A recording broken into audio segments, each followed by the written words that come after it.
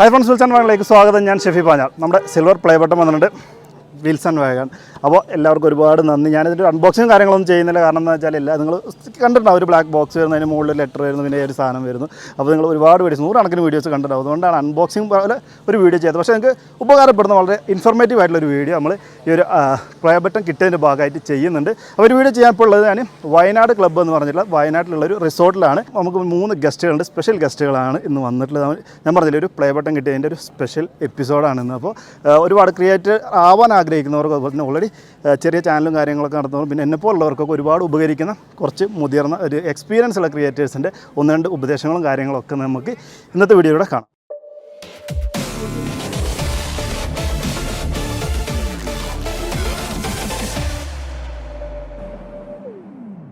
അപ്പോൾ ഇതാണ് ഞാൻ പറഞ്ഞ എക്സ്പീരിയൻസ് ആയിട്ടുള്ള 3 പേര്. ആദ്യം നിങ്ങൾക്ക് എല്ലാവർക്കും അറിയുന്നുണ്ടാവും, പരിചയപ്പെടുത്തേണ്ട ആവശ്യമില്ല. എന്നാൽ കൂടി ഞാൻ ഏത് രീതിയിലാണ് അവരൊക്കെ കാണുന്ന രീതിയിലൊന്ന് പറയാം. ഒന്ന് നജീബ് റഹ്മാൻ. ഞാനൊരു ചാനലൊക്കെ തുടങ്ങുന്നതിന് മുമ്പേ ഒരു ഫാൻ ബോയ് ആണെന്ന് പറഞ്ഞു. അപ്പോൾ അങ്ങനെയൊന്നും കാണണ്ടെന്ന് പറഞ്ഞിട്ടുണ്ട്. അപ്പോൾ അതിനെ പറയാൻ കാരണം എന്ന് വെച്ചാൽ എന്നെപ്പോലെ സാധാരണക്കാരനൊക്കെ ഈ ഒരു ഫീൽഡിലേക്ക് വരാം, നമുക്കൊരു കണ്ടൻറ്റ് ക്രിയേറ്റർ ആവാം എന്നുള്ളൊരു നമുക്കൊരു തോന്നലൊക്കെ വന്നത് നജീബ് ഭായിയുടെ വീഡിയോസൊക്കെ കണ്ടിട്ടാണ്. അപ്പോൾ തന്നെ അരുൺ കൊതിയൻസ് പുള്ളിയുടെ എനിക്ക് കിട്ടിയൊരു ഇൻഫർമേഷൻ എന്താണെന്ന് വെച്ചാൽ സാധാരണക്കാർ ആഗ്രഹിക്കുന്ന ഇൻഫർമേഷൻ നമ്മൾ വീഡിയോയിൽ കൊടുക്കുക എന്നുള്ളതാണ്. അതായത് പലരും അതിൻ്റെ ഒരു സ്പെക്കും കാര്യങ്ങളും ഭയങ്കര ടെക്നിക്കലായിട്ടുള്ള കാര്യങ്ങൾ മാത്രം പറഞ്ഞു പോകുമ്പോൾ EMI ഡൗൺ പേയ്മെൻറ്റ് തുടങ്ങിയിട്ടുള്ള കാര്യങ്ങൾ സാധാരണക്കാർ അറിയാൻ ആഗ്രഹിക്കുന്ന, വാഹനം എടുക്കാൻ ആഗ്രഹിക്കുന്നവരൊക്കെ അറിയാൻ വേണ്ട ഇൻഫർമേഷൻസ് ഒക്കെ പറയുന്നൊരു ചാനലാണ് നമ്മുടെ കൊതിയൻസ്. ഒരുപാട് ആളുകൾ നമുക്ക് പ്രചോദനമായിട്ട്, അതുപോലെ തന്നെ ബൈചേട്ടൻ ചെറുപ്പം മുതൽ നമ്മൾ കാണുന്നതാണ് ബൈജൻ നായർ. അപ്പോൾ അദ്ദേഹത്തെ മീറ്റ് ചെയ്യാനൊക്കെ എനിക്ക് അവസരം കിട്ടിയിട്ടുണ്ട്. പിന്നെ നമ്മുടെ റോബിൻ, പുള്ളി പറഞ്ഞു കഴിഞ്ഞാൽ എന്നെ മാത്രമല്ല നമ്മുടെ എല്ലാ ക്രിയേറ്റേഴ്സിനെയും സഹായിക്കാനായിട്ട് നിൽക്കുന്ന ഒരാളാണ്. CCOK എന്ന് പറഞ്ഞിട്ടുള്ള ഒരു കണ്ടൻറ് ക്രിയേറ്റേഴ്സ് ഓഫ് കേരള എന്ന് പറയുന്ന യൂട്യൂബേഴ്സിന് വേണ്ടിയിട്ടുള്ളൊരു സംഘടനയുടെ ചെയർമാനാണ്, അതിൻ്റെ ഒരു ഫൗണ്ടറാണ്. അപ്പോൾ അത് വലിപ്പച്ചെറുപ്പമില്ലാതെ നിങ്ങളൊരു ഏത് രീതിയിലുള്ളൊരു കണ്ടൻറ് ക്രിയേറ്ററാണ്, നിങ്ങളുടെ സബ്സ്ക്രൈബർ കൗണ്ട്, ഫോളോവേഴ്സ്, അത്തരം കാര്യങ്ങളൊന്നും അവിടെ ഒന്നും ഒരു ഇതായിട്ട് വരുന്നില്ല. എല്ലാവർക്കും ഒരേ രീതിയിൽ നമുക്ക് സഹകരണം കാര്യങ്ങളൊക്കെ ചെയ്തു തരുന്നതാണ് റോബ് മൈ ഷോ എന്നാണ് അദ്ദേഹത്തിൻ്റെ ചാനലിൻ്റെ പേര്. അപ്പോൾ തന്നെ ചാനൽ ബാക്കിയുള്ളവരെ സഹായിക്കുന്ന തിരക്കിൽ സ്വന്തം ചാനലിൽ വീഡിയോ ഇത്തിരി കുറവായി പോയി. അപ്പോൾ നജീബ് ഒരു ക്രിയേറ്റർ ആവാനോ ആഗ്രഹിക്കുന്നവർ, അതുപോലെ തന്നെ ഓൾറെഡി എനിക്ക് വ്യൂസ് ഇല്ല എന്നൊക്കെ പറഞ്ഞിരിക്കുന്ന ഒരുപാട് ക്രിയേറ്റേഴ്സ് ഉണ്ട്. അപ്പോൾ അവരോടൊക്കെ ആയിട്ട് എന്താ പറയാനുള്ളത്?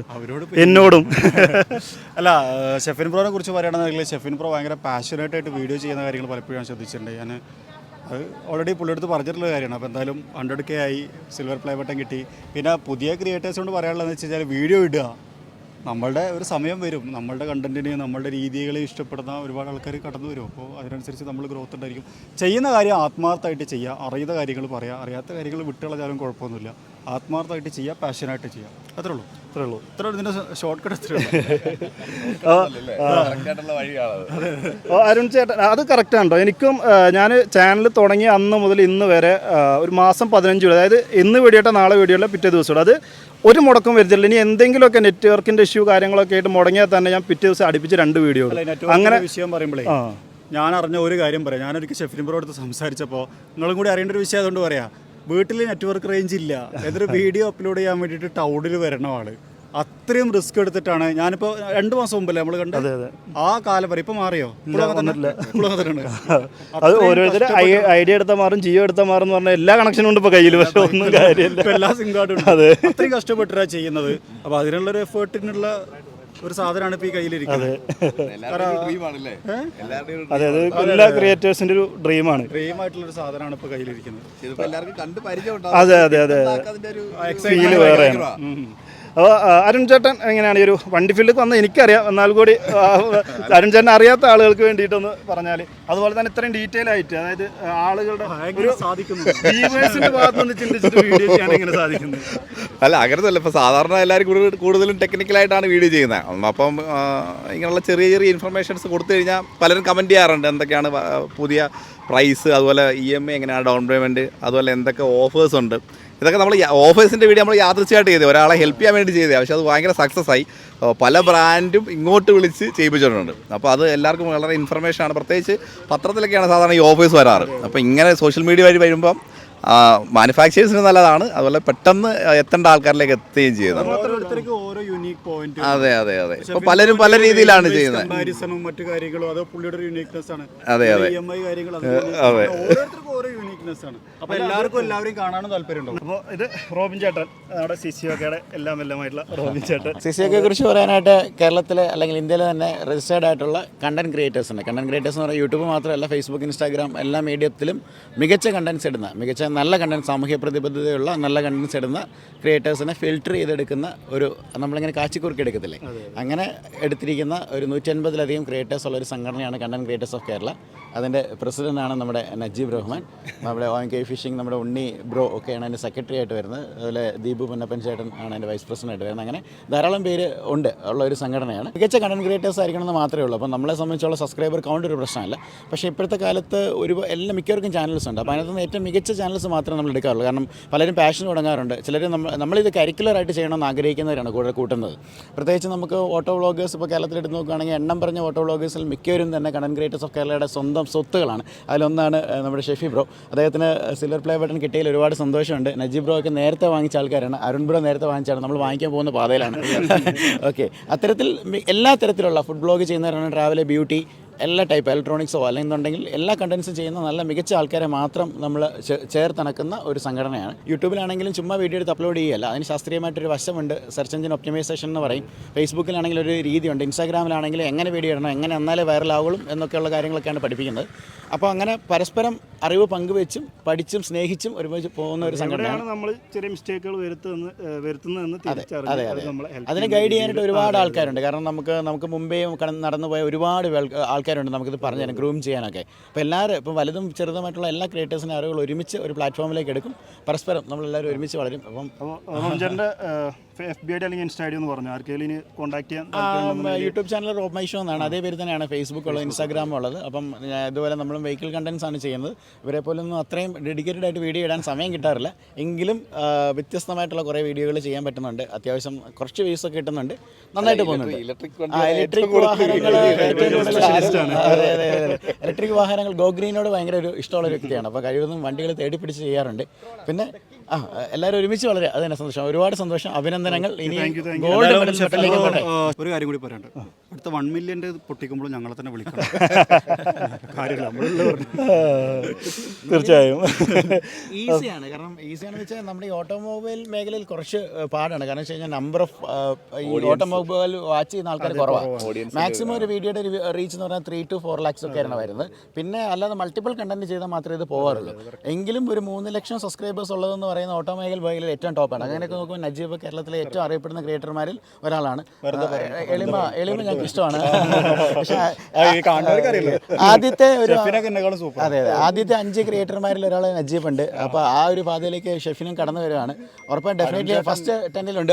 അരുൺ കുദ്ദീൻസ് ഓക്കെ. അതെ. അപ്പോൾ ഇങ്ങനെ മികച്ച ആൾക്കാരാണ് നമ്മുടെ കൂടെ ഉള്ളത്. അതെ. ഉടനെ ഗോൾഡ് ബട്ടൺ ആയിട്ട് വരിക. ഓക്കെ, സംഘടനയ്ക്ക് തന്നെ അത് നമ്മുടെ സംഘടന നിൽക്കുമ്പോൾ തന്നെ ഗോൾഡ് ബട്ടൺ കിട്ടട്ടെ എന്ന് ആത്മാർത്ഥമായിട്ട് ആശംസിക്കുന്നു കേട്ടോ. ഒരു കാര്യം കൂടിയുണ്ട്.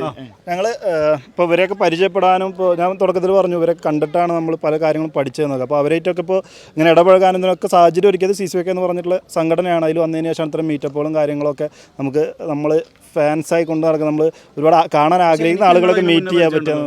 അത് മെസ്സേജ് അയച്ചുള്ള ബന്ധമല്ല, നമുക്ക് കാണാനൊന്നും അതുമായിട്ട് നടക്കില്ല. അപ്പോൾ അതിൻ്റെ ഭാഗമായിട്ടുള്ളൊരു മീറ്റപ്പ് തന്നെയാണ് ഇപ്പോൾ ഇവിടെ നടക്കുന്നത്.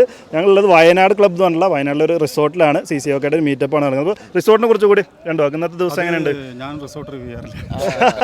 റിസോർട്ട് റിവ്യൂ അല്ല, നമ്മൾ സാധാരണ ഒരു മനുഷ്യൻ എന്ന നിലയിൽ നമ്മളിവിടെ ഒന്ന് കാണുമ്പോൾ ഉള്ള ഒരു ഫീലാണ്. നിങ്ങൾക്ക് കണ്ടാൽ മനസ്സിലാവും. ഒരു നല്ലൊരു ആംബിയൻസ് ആണ്. ഒരു ഗ്രീൻ മാറ്റൊക്കെ വിചാരിച്ച്. അതെ കുറച്ച് വണ്ടികളുടെ സൗണ്ട്. അതെ മാനന്തവാടിയിലാണ് ഈ റിസോർട്ട് വരുന്നത്. ഏകദേശം 1.5 കിലോമീറ്റർ മാനന്തവാടി ടൗണിൽ നിന്ന് വരും. നല്ലൊരു ആംബിയൻസ് ഉണ്ട്. ബാക്കിലാണെങ്കിൽ താഴെ പൂളുണ്ട്. പിന്നെ കെട്ടിടത്തിൻ്റെ സ്ട്രക്ചറും ഒക്കെ ഭയങ്കര സൈലൻ്റ് ആയിട്ട്. എനിക്ക് തോന്നുന്നൊരു ഫാമിലിക്ക് ഗെറ്റ് ടുഗദർ, ഒരു വീക്കെൻഡ് യാത്ര ചെയ്ത് സ്വസ്ഥമായിട്ട് ഒരു പ്ലേസിൽ ഇരുന്ന് ഫാമിലിയായിട്ട് സ്പെൻഡ് ചെയ്യാൻ പറ്റിയൊരു സമയമാണ്. തീർച്ചയായിട്ടും വരാൻ പറ്റുന്ന ഒരു സ്ഥലമാണ്. എല്ലാവരും വരണം എന്ന് പ്രത്യേകമായിട്ട് ഓർപ്പിക്കുന്നു. Okay, thank you.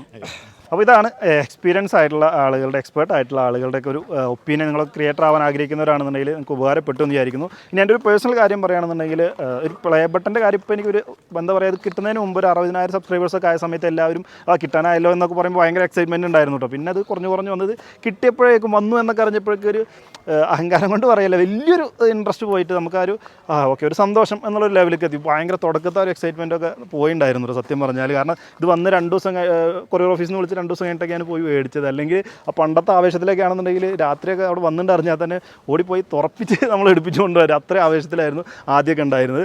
അപ്പോൾ അതുപോലെ തന്നെ എല്ലാ ക്രിയേറ്റേഴ്സും ഞാൻ സംസാരിച്ചപ്പോൾ എല്ലാവരും ആ ഒരു രൂപത്തിൽ തന്നെയാണുള്ളത്. ഇതൊരു വലിയൊരു സംഭവം എന്നല്ല പറയുന്നത്, എന്നാൽ കൂടി നമുക്കൊരു സന്തോഷമാണ് എന്ന് പറയാം. പിന്നെ ഒരു എന്താ പറയുക, ഒരു നന്ദി പറയാൻ ഒരുപാട് ആളുകളോടുണ്ട്.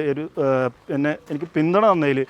അത് ഏതൊക്കെ രീതിയിൽ എന്ന് വെച്ചാൽ പല രീതിയിലും നമുക്ക് ഫിനാൻഷ്യലി ആയിക്കോട്ടെ, വാക്കുകൾ കൊണ്ടായിക്കോട്ടെ, അതുപോലെ തന്നെ മറ്റുള്ള സപ്പോർട്ട്. എനിക്ക് ഇൻട്രോ ചെയ്തതെന്ന് നമ്മുടെ ഒരു സബ്സ്ക്രൈബറാണ്, നിങ്ങൾ ഈ കാണുന്ന കാർ ഇങ്ങനെ തിരിഞ്ഞ് വരുന്നത്. അതുപോലെ തന്നെ എൻ്റെ ചാനലിൽ പേരിട്ടത്, ചാനലിൻ്റെ ഡിസ്ക്രിപ്ഷൻ എഴുതിയത്, അത്തരം കാര്യങ്ങളൊക്കെ എൻ്റെ ഒരു സുഹൃത്താണ്. പിന്നെ എൻ്റെ ഉപ്പ എനിക്ക് ചെയ്തൊരു സപ്പോർട്ട്.